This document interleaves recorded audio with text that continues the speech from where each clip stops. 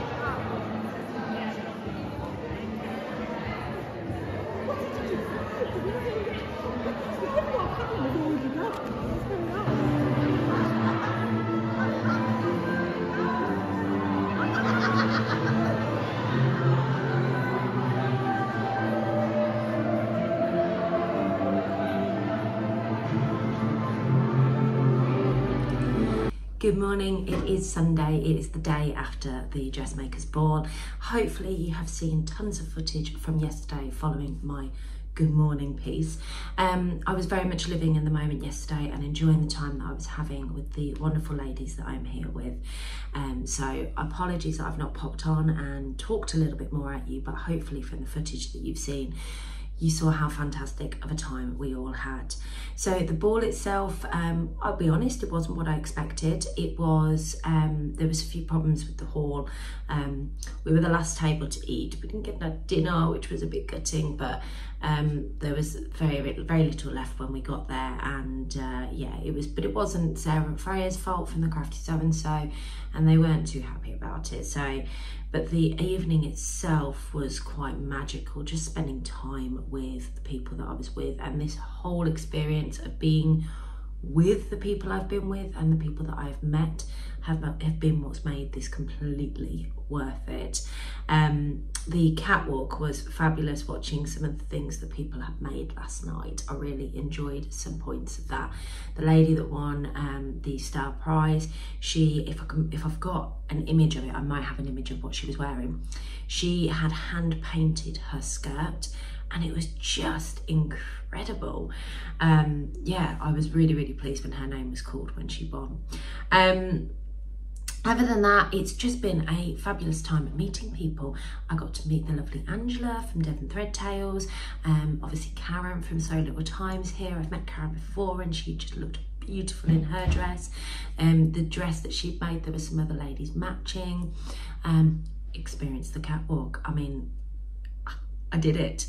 I don't know how I didn't fall flat on my face in the heels that I was in, to be perfectly honest with you. Yeah, so it was lovely. So this morning we are going to go and meet back up. We're going to go and have a brunch. I'm wearing my Zadie jumpsuit. I will pop a picture in here so you can have a look at it. And hopefully I'll get a little bit more footage to put in, and I'll see you when I'm back at home. Bye.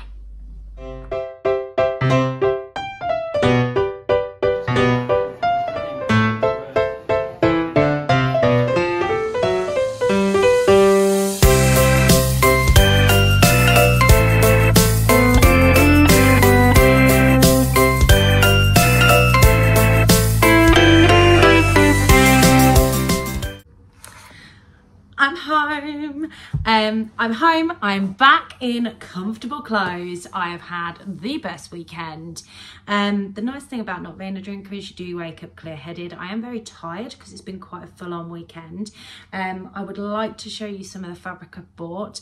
But yeah, I just want to quickly, I know I touched upon it this morning when I got up and I talked to you about the weekend itself and the evening, and the experience of meeting up with the beautiful ladies that I got the opportunity to spend the weekend with was just fantastic. So the majority of my weekend was spent with Adele from Sew for Serenity, Sarah, who is So Sarah Styled. Both of them have YouTube channels here. Obviously Michelle, who most of you will know, who is the Sewing Bunny, she also has a YouTube channel, and I'm pretty sure if you follow me, you definitely follow her. I got to spend time with the lovely Katie, who is Whateverkatiesews over on Instagram, and also the lovely Stacey, who is the Notionsofadressmaker over on Instagram. If you don't follow any of them, go over and check them out, although I'm pretty sure if you're watching me, you follow all of them.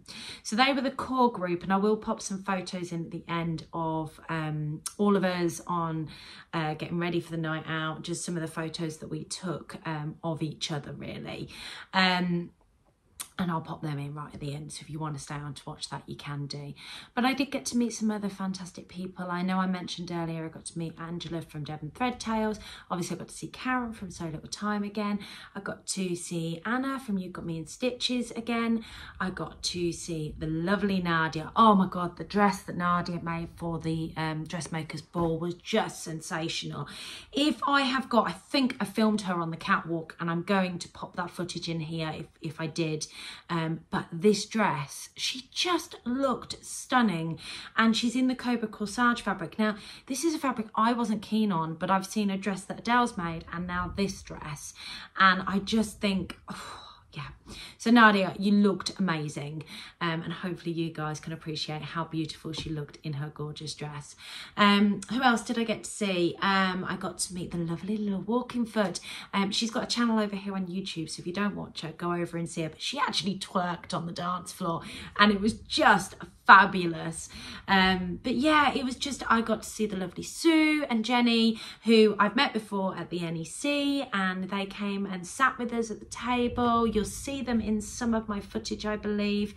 But yeah, it was just a fantastic experience with people. You know, the Dressmakers Ball there, we've given some feedback about the food because obviously we were the last table and we did miss out, and I know we weren't the only ones.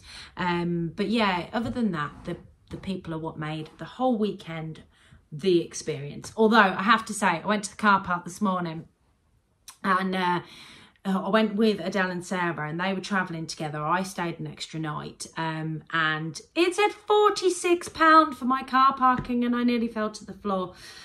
So that was an experience in itself, and I will learn from that next time. I could have spent that on fabric.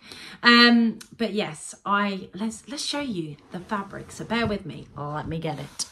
We'll talk about the dress as well, guys. I know you're probably keen to know what dress I made and a little bit more about it, as you've seen the footage of me in it and on the catwalk. We'll do the fabric first. So we went to the marketplace. There is a lovely stall over on the marketplace. It's quite inexpensive, and in some cases you do pay for what you get, but I absolutely fell in love with this. This is a black fabric. It's almost got like a leatherette texture to it, but I just thought it was incredibly dressy. It's like a jersey. I mean, it would make a fantastic dress for going out in, but actually in my head I'm thinking this would be a really nice top t-shirt that I could dress up and elevate an outfit. So like on Friday night when I went out and I was really struggling for something to wear, this kind of fabric would be perfect for that. Just look at that texture. and that was only £5 a metre, and it was just stunning. So I got that. I wasn't the only person who got that. Katie and I had some very similar choices. The second thing that we both got was this gorgeous fabric from Roy's Material World. Now, it was a real pleasure going to Roy's Material World, and there is a clip in here of me actually, of him cutting the fabric the second time I went back. So what I'm showing you is when I went into Roy's Material World and the marketplace the first time, and then I went back down to Roy's when Adele and Sarah turned up, because I wanted to get some fabric for my social, but I didn't. I ended up buying fabric for myself. So this is the other fabric. Now, this is an Italian jersey. Feels a little bit like a Ponte Roma. I want to say it is a Ponte Roma actually, but it's just stunning. It's very me. It's very sort of block colour. I'd like to make a marmored turtleneck, and there's enough stretch in this that I think I could get away with it. But I did get a couple of meters of it just in case I wanted to make something else. I did think about the Luz cardigan in this as well. I was talking to Sarah, and I shared this cardigan pattern on my autumn trends, and I was talking to Sarah about it, and she's made it in like a jacket form before, and I actually think this would be beautiful. And I'm not a coat wearer, or I do wear them occasionally, but we have to be in the depths of winter. I'm more of like a throw on a jacket kind of girl. So yeah, I really liked this. I mean, it's just stunning, and the colours in it are beautiful. So that was from Roy's Material World. I believe he will have that at Ali Pali if any of you are going there, because he did have quite a bit. So on the first trip, the other thing that I bought, which was very good of me, it was plain. Oh God, this feels like such good quality. This is just a simple sweatshirting fabric, and it's so warm underneath. And I got this because thinking of winter. To be fair, the 3 pieces that I got the first time round were very much with winter in mind, going into the colder months, wanting to cozy up, wear more jumpers, long sleeve tops, for some of those meals out, kind of dressier meals. I really had sort of weather in mind and sensible choices. So this is my colour. It's tomato red. It's just beautiful. And yeah, I got 3 meters of that because I think I will make a couple of things out of that. Now, I could make a jogger set because like I'm wearing now, this is just ready to wear. I do like a jogger set for when I'm at home, but I was thinking that I've got Cozy Colours red hoodie in sweatshirting already, so I was thinking, oh, I could make another sort of sweater. I was thinking earlier, and actually some suggestions from you guys would be brilliant on this. I'm thinking about making a sweater of some kind. I've made the Jarrah before, and I must admit I'm not that keen on it, and I've also made the Billy about 1,000 times, and I have the Billy pattern. There's nothing wrong with the Billy pattern. I can make the Billy pattern again, but I'd like another sweater pattern. So if you know of any other ones, just drop it in the comments below and let me know. So I went back the second time to get some fabric for the raffle prize for the sewing social. Obviously, I didn't buy any fabric for the raffle for my sewing social. I bought myself fabric. So I'd spotted both of these first time I was in there, and going back in the second time, I was just like, you know what, I'm going to get it. I don't come over. Leicester isn't that far for me. It's actually about 45 minutes to the centre away from me. If I was to go to Leicester from work, it's 12 minutes on a train. It's not far at all. And I could go to Roy's Material World a bit more regularly than I do. I just don't. So I thought I'm gonna get it while I can. So I bought this beautiful, and I mean beautiful, viscose twill fabric, and it's in this, it's a paisley kind of fabric, and it's got pinks and sort of the reddy colours and the purple colours. It's very much something I would wear. Now I got I think I got 2.5 meters of this one because I wasn't 100% sure what I wanted to make. Now I know I could get a Zadie out of this, but you know, we can't keep making Zadies. But viscose twill is one of my favourite fabrics to work with. It's just that little bit thicker, that little bit warmer, and I do think it will make something nice. I've really got to think about what I want to make because it is just such a pretty fabric. So if you've got any suggestions for me, pop it in the comments below. And the final fabric that I got, and again, I have no idea what I'm going to make with this, and I got 3 meters of this one, and it's this beautiful sateen fabric. And it's just stunning. It's purples and blues, and I'd looked at this. I am not the only one who bought this. I know a few people bought it. It feels amazing. I think this was only £10 or £12 a metre. It was quite inexpensive, but it's just beautiful. And that's from Roy's Material World. I don't know whether he'll have this one at Ali Pally, but he might do. I know he was talking about taking it, but I think he'd sold quite a lot yesterday. So whether he'll still have it, I don't know. But Roy is not online. He only does. He's got a real strong belief about the way a fabric feels and that you should go and touch it.